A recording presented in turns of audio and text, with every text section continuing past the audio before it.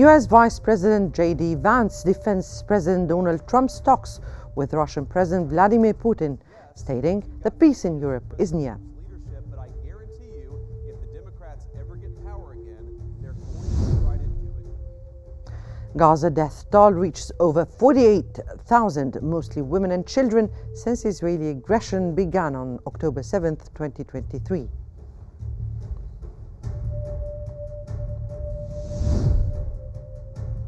And Israeli occupation forces launched a large-scale raid across several Palestinian cities and towns in the occupied West Bank.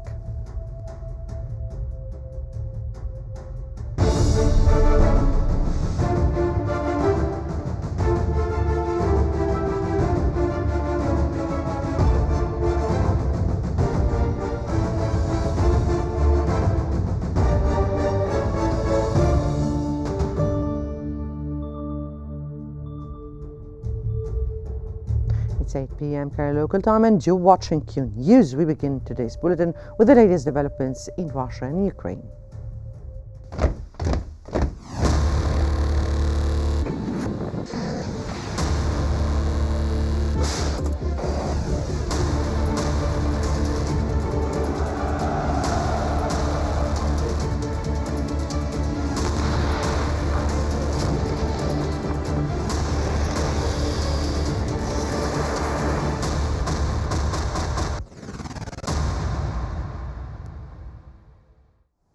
US Vice President J.D. Vance has defended President Donald Trump's talks with Russian President Vladimir Putin, stating that peace in Europe is near. Speaking at the Conservative Political Action Conference in National Harbor, Maryland, Vance argued that direct dialogue with Russia is essential for resolving the Russia-Ukraine conflict. He expressed confidence that Europe is on the verge of peace after years of conflict.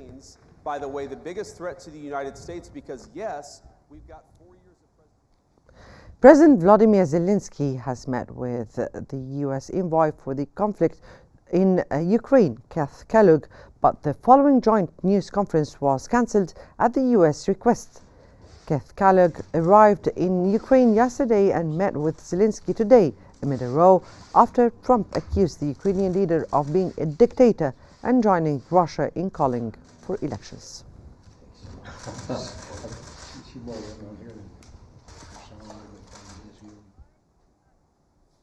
Russian Foreign Minister Sergei Lavrov has held a meeting with his Chinese counterpart Wang Yi to discuss a wide range of topics, including relations with the US and the Ukrainian conflict. The ministers met on the sidelines of the G20 ministerial meeting in South Africa. Lavrov said that his meeting with Wang would take place in Moscow soon. The frequent meetings are not something artificial, Lavrov stressed, adding that these Russian-Chinese contacts are important factors of maintaining international stability and prevention of total confrontation.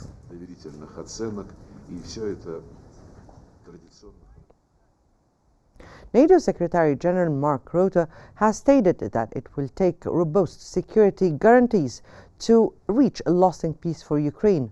Rutte also said NATO allies would decide on a new target for defense spending at a summit in The Hague later this year, saying that the target of 2% of GDP was not sufficient. He added that he thinks it will considerably be more than 3%. Security guarantees. And NATO allies are actively discussing what that might entail. British Defence Minister John Healey has stated that the security interests of both Europe and the US would be satisfied by an end to the Ukraine war.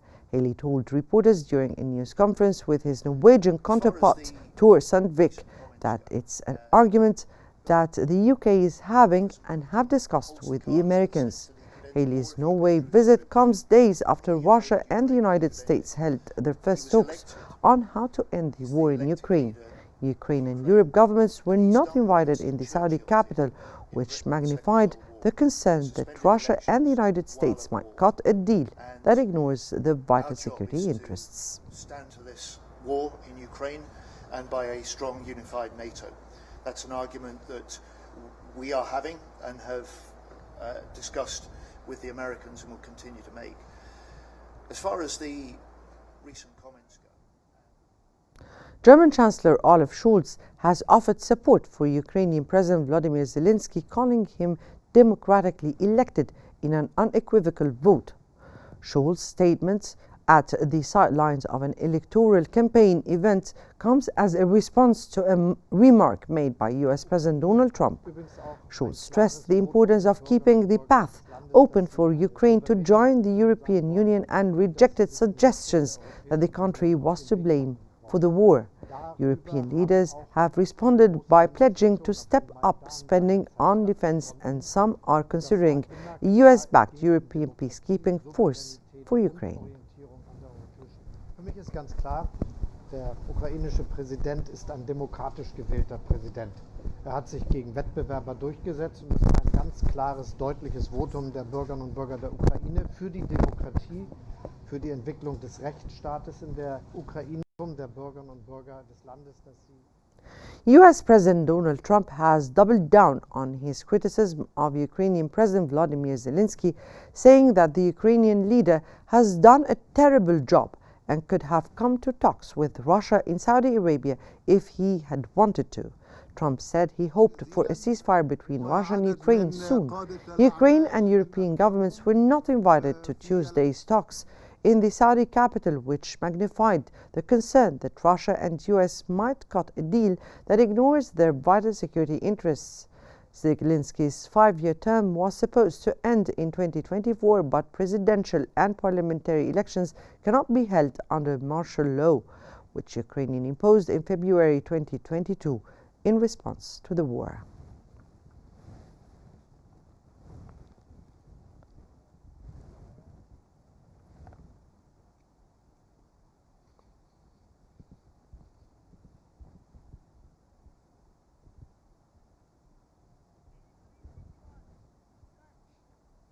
Ukrainians have voiced support for Vladimir Zelensky as US President Donald Trump described him as a dictator without elections.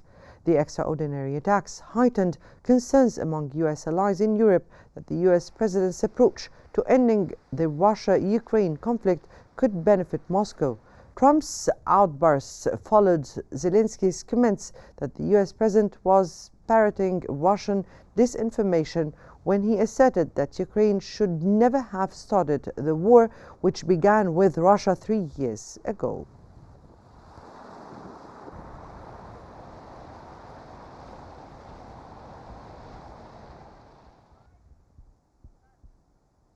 Greek Prime Minister Kyriakos Mitsotakis has said Europe needs to wake up from the geopolitical and economic lethargy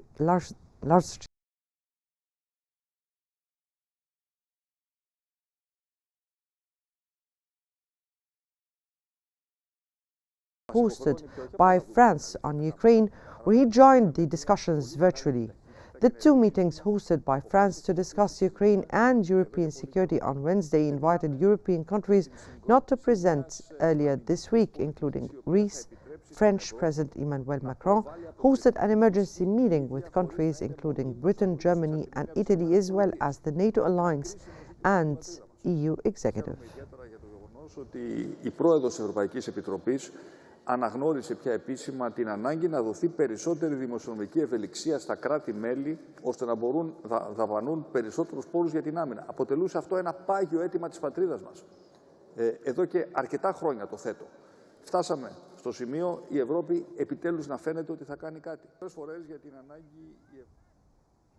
Now we move to a live broadcast of White House Press Secretary Caroline Leavitt holding a regular news briefing.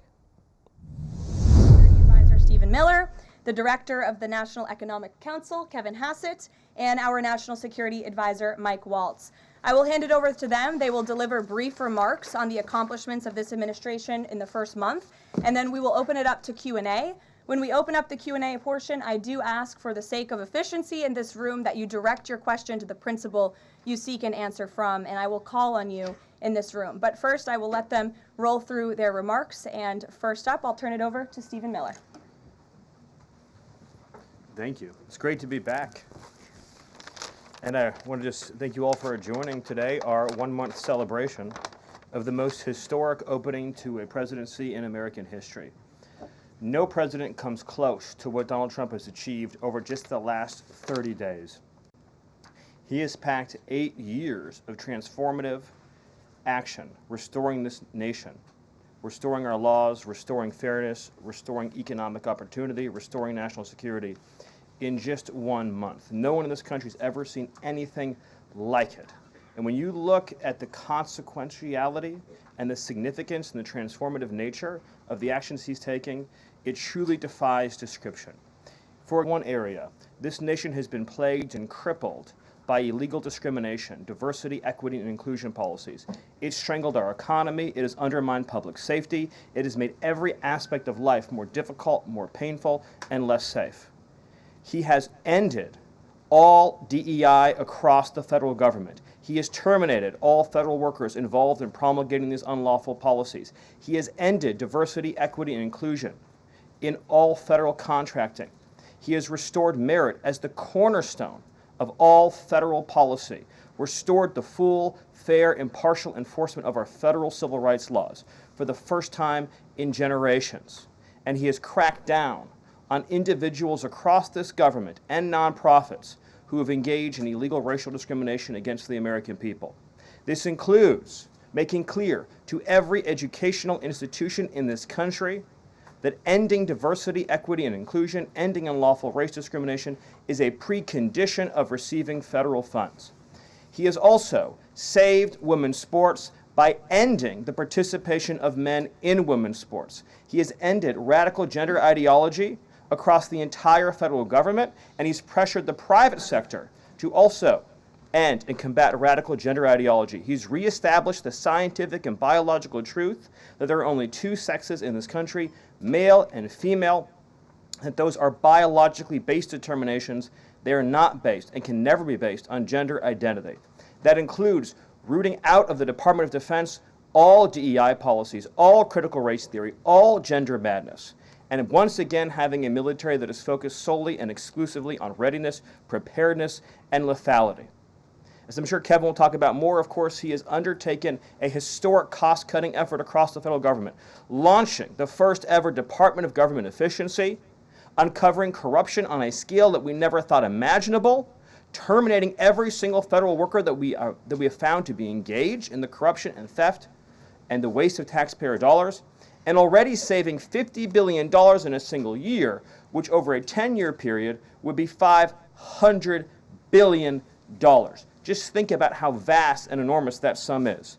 Of course, as you all know, he has renamed the Gulf of Mexico to its correct and proper name, the Gulf of America. He has renamed Mount Denali into Mount McKinley, part of a historic effort to restore patriotism and national pride all across this land. He has ended the weaponization of the federal government, restored the Department of Justice to its true mission of combating threats to this nation and keeping the American people safe.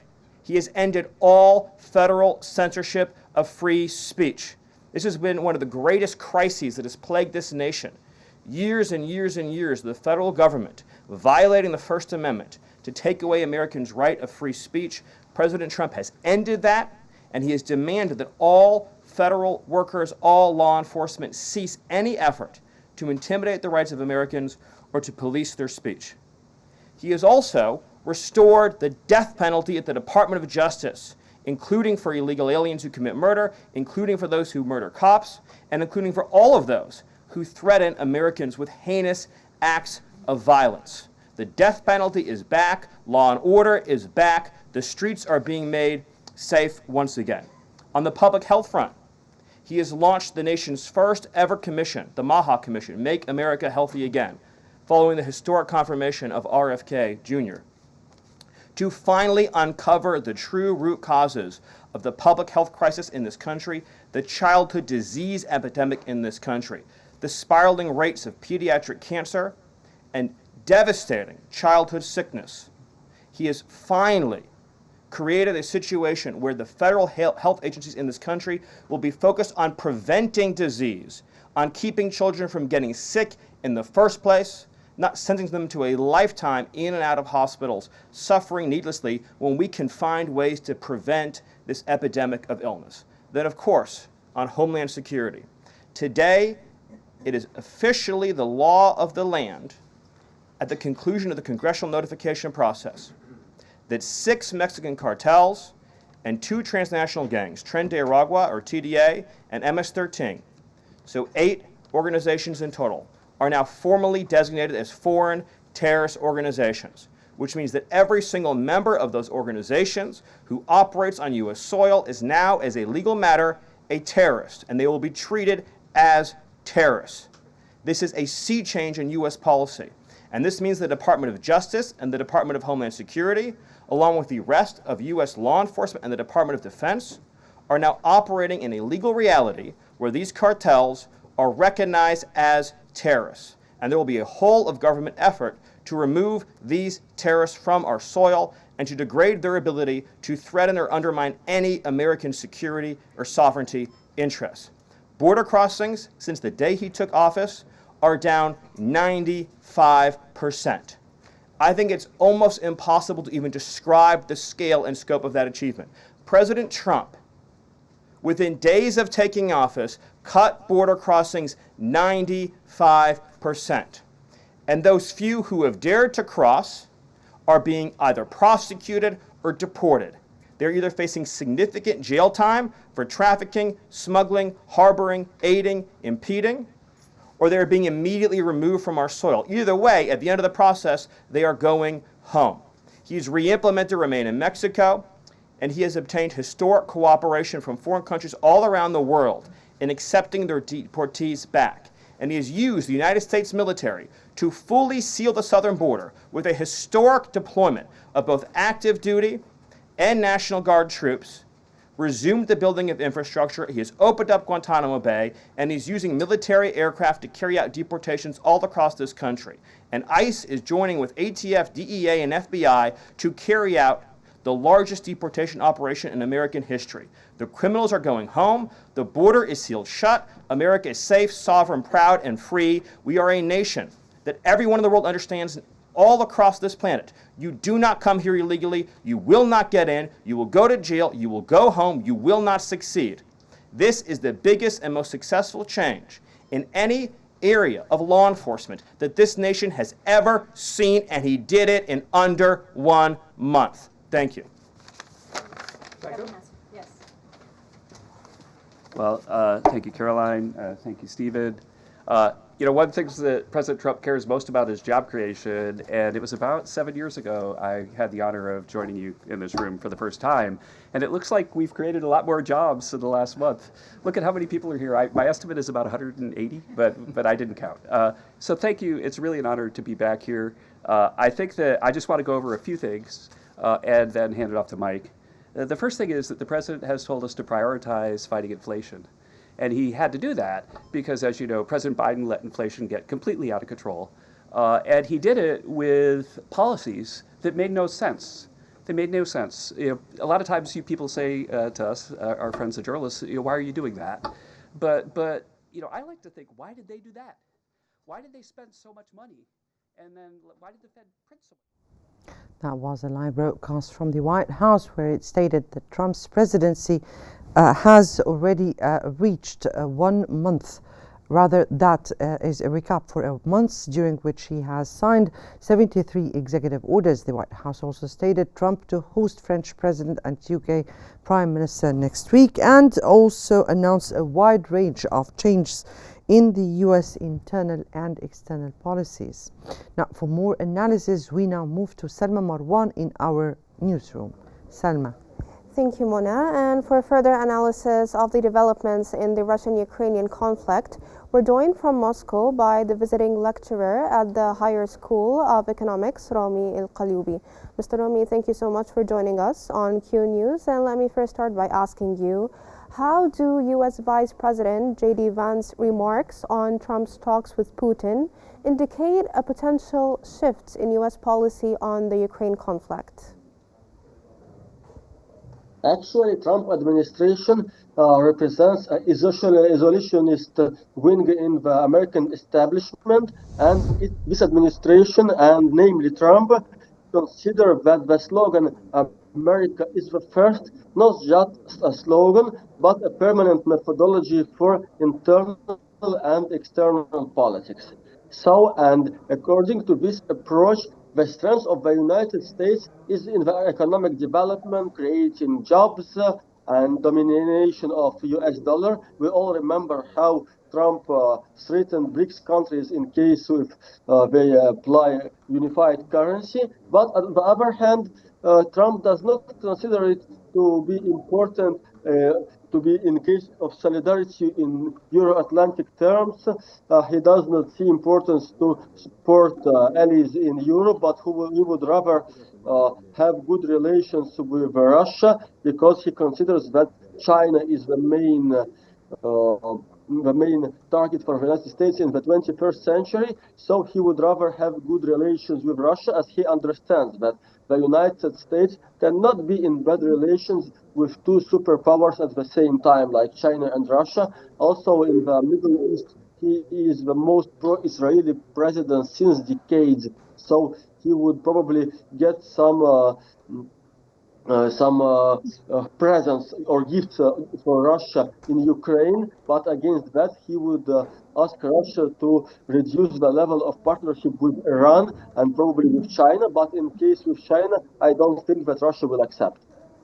Now, sir, I have to ask you, what specific security guarantees does NATO Secretary General Mark Rutte believe are necessary to achieve lasting peace in Ukraine? Actually, Ukraine demands NATO membership, but it is clear that it will not happen because there are some countries in the NATO like Hungary and Slovakia and also Turkey that have strong ties with Russia, and they will obviously veto possible Ukrainian membership in NATO. And even the rules of NATO do not accept to give membership to a country in the state of war, which is the state of Ukraine now. So probably Ukraine would demand some guarantees from the United States, but it's obvious that these guarantees will be on the paper as the Budapest Memorandum. As in 1994, Ukraine got some guarantees that it will not be attacked and that its sovereignty will be respected against giving up nuclear weapons that Ukraine inherited from the Soviet era. So I don't think that Ukraine will get any serious guarantees. Now, looking ahead, how might Trump's discussions with Putin impact ongoing diplomatic efforts to end the war in Ukraine? Actually, on the current stage, the main message of the talks between Russian and American delegations in Riyadh was to make a message that that the dialogue is resumed, that the two superpowers can talk. But on the other hand, the parties did not agree even upon the timing of the possible summit between and Trump. And actually, the Russian-Ukrainian war is a very deep-rooted conflict, which has a pretext and context of centuries, as because actually Russians and Ukraine are two very close people, and this war is at the same time a war between two sovereign countries, but at the same time it looks like a civil war because both Russians and Ukrainians are Orthodox Christians. They have common history in the Russian Empire, in the Soviet Union. Sorry for interrupting you, sir, due to shortage of time. From Moscow, that was the visiting lecturer at the Higher School of Economics, Rami Al-Qalyubi. Thank you so much for joining us here on Qnews and for all the information you provided us with. And now we're going to move back to Mona in the studio. Well, thank you so much, Salma, for the great analysis. And back to our bulletin, the death toll in the Gaza Strip has risen to 48,319, the majority of whom are children and women since the start of the Israeli occupation aggression on October 7th, 2023.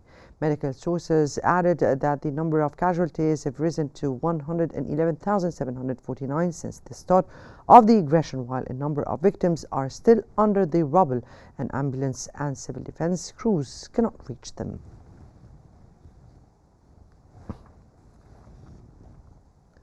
Israeli occupation forces have launched a large-scale raid across several Palestinian cities and towns in the occupied West Bank. They stormed homes during raids in the town of Sa'ir, north of El Khalil, and in the town of Turmusaya and Silwad, north of Ramallah. The raids also targeted the new Askar refugee camp east of Nablus and the Deisha refugee camp in Bethlehem, where several homes were also searched.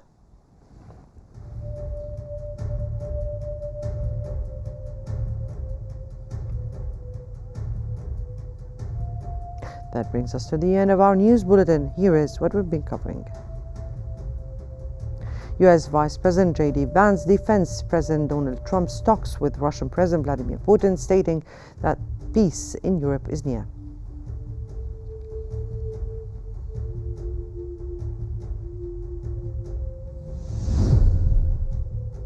Gaza death toll reached over 48,000, mostly women and children, since Israeli aggression began on October 7, 2023.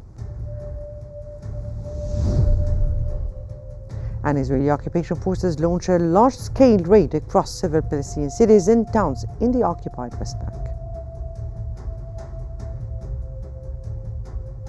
This concludes our news bulletin for the hour. Don't forget to follow Qnews on YouTube, Facebook, X, Instagram, and TikTok at Qnews EGY to stay informed.